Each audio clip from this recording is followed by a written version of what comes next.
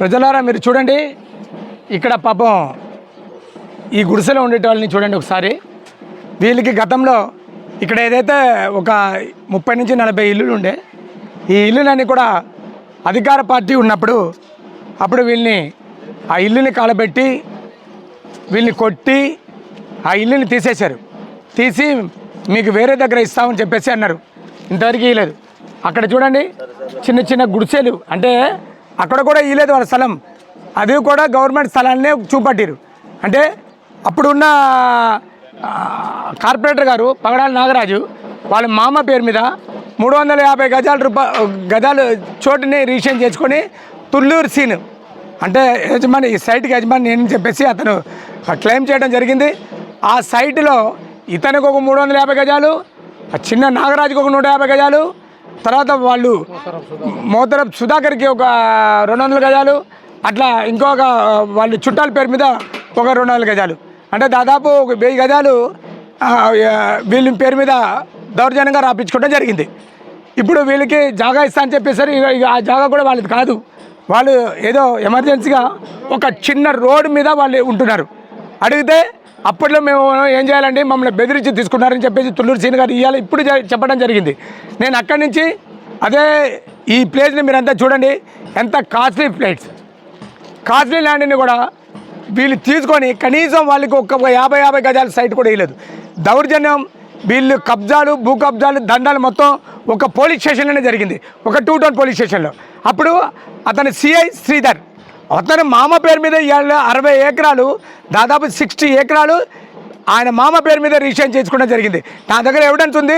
దాదాపు ఒక 2 కోట్ల రూపాయలు ఓన్లీ శ్రీధర్ సిఐ, అందరి దగ్గర 3 లక్షలు, 5 లక్షలు, 4 లక్షలు, అంటే వీళ్ళు ఎదురుగానే కూర్చోబెట్టుకోవడం, వీళ్ళు బయటికి రావడం, అక్కడి నుంచి సెటిల్మెంట్ చేయడం, వీళ్ళు తీసుకోవడం, పంచుకోవడం.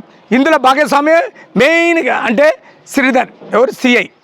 నేను కమిషనర్ గారికి ఒక రిక్వెస్ట్ చేస్తున్నా, దయచేసి దీని మీద కమిటీలు వేయండి, దీని మీద విచారణ చేయండి. అందులో శ్రీధర్ సిఐ మీద విచారణ చేస్తే ఎంతో బాగుంటుంది. ఎందుకంటే మీరు మంచి హానెస్ట్ ఆఫీసర్, మీరు కొత్తగూడెం నుంచి మంచి హానెస్ట్గా ఇలా ఖమ్మం వచ్చారు, మాకు చాలా సంతోషం. మీరు దీని మీద ఎవరు ఏం చెప్పినా కూడా దీని మీద కమిటీలు వేయాలి, దాని మీద విచారణ చేయాలి. ఆఫీసర్లు ఎంత దొంగలు, పోలీసుకు వచ్చిన చెడ్డ పేర్లు ఏందో మీకు ఎక్కడి నుంచో తెలుస్తుంది. అంటే ఖమ్మంలో ఏ రకంగా పోలీసులు దౌర్జన్యం చేసి టీఆర్ఎస్ పార్టీతో పొత్తుగా ఉండి ఇవాళ అందరినీ బెదిరించి మంత్రి అండతో, మంత్రి సైకిల్తో ఇవాళ కార్పొరేటర్ ఆ రకంగా టౌన్ అధ్యక్షుడు ఉండి ఇంకా దాదాపు 100 కోట్ల రూపాయలు, 100 కోట్ల విలువైన భూమిని కబ్జా చేయడం. ఇది ఒకటి కాదండి, నిన్న జరిగింది ఓన్లీ శాంపిలే, నిన్న చూసింది ఒక శాంపిలే. ప్రజలారా మీరు చూడండి.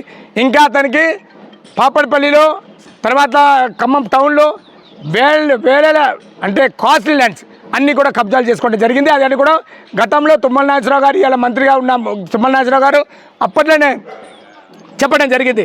ఏదైతే నా డివిజన్కి వచ్చారో ఆ రోజు మంత్రి గారికి నేను చెప్పడం జరిగింది, అయ్యా మాకేం పదవులు వద్దు, ఇక్కడ ఏదైతే బీదవాళ్ళ భూమి కబ్జాలకు గురి అయిందో అది వాళ్ళకి మళ్ళీ రిటర్న్ ఇప్పించి అది ఒక సాటి చేసుకుంటే వాళ్ళకి పుణ్యం చేసుకుంటాం, మాకు పదవులు ఏమొద్దని చెప్పేసి నేను చెప్పడం జరిగింది అప్పట్లో. అదేవిధంగా ఇలా మంత్రి గారు కూడా సీరియస్గా ఉన్నారు.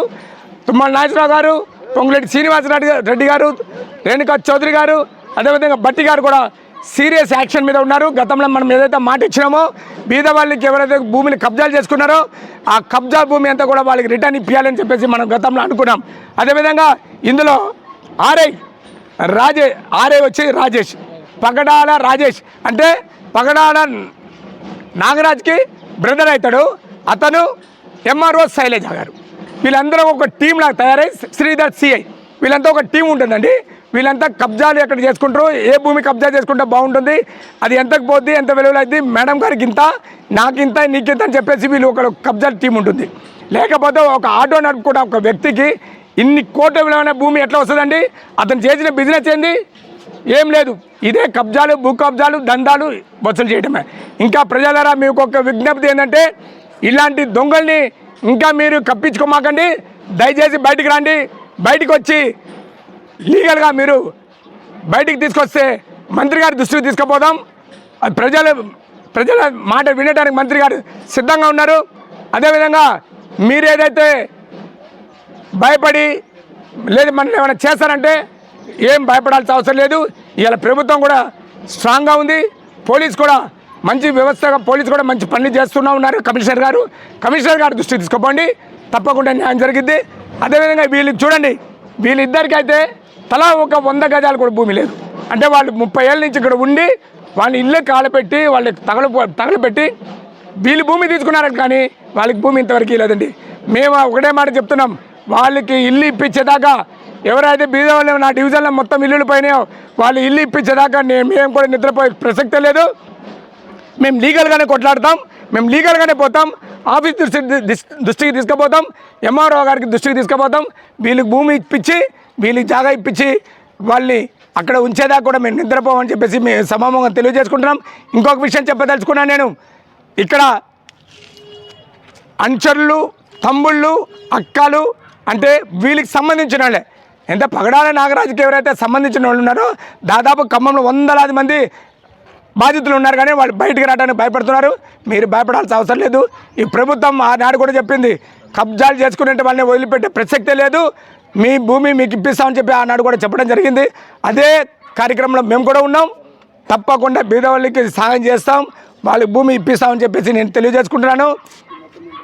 ఏదైతే ఈ సరౌండింగ్లో మీరు చూడండి, స్కూల్ లేదు, ఇక్కడ ఒక స్కూల్ లేదండి, ఒక అంగన్వాడీ స్కూల్ లేదు, ఒక ప్రైమరీ స్కూల్ లేదు, ఒకటి కమ్యూనిటీ హాల్ లేదు. ఈ అన్నిటి భూమిని కూడా అమ్ముకున్నారు వాళ్ళు. వాళ్ళకి స్కూల్కి తక్షణమే జాగా కేటాయించాలని చెప్పేసి కలెక్టర్ గారిని నేను విజ్ఞప్తి చేసుకుంటున్నాము. అదేవిధంగా ఎంఆర్ఓ గారిని విజ్ఞప్తి చేసుకుంటున్నాను. మా విజ్ఞప్తి ఒకటే, దయచేసి మీరు ఫీల్డ్ మీద రావాలి, ఎంఆర్ఓ గారు వచ్చి సర్వే చేయాలి. ఇక్కడ పట్టా ల్యాండ్ ఏదో గవర్నమెంట్ ల్యాండ్ ఏదో ఏది కబ్జా చేసుకున్నారో ఇదంతా కూడా బీదవాళ్ళకి ఇప్పిస్తే మనకు ఒక మంచి న్యాయం చేసిన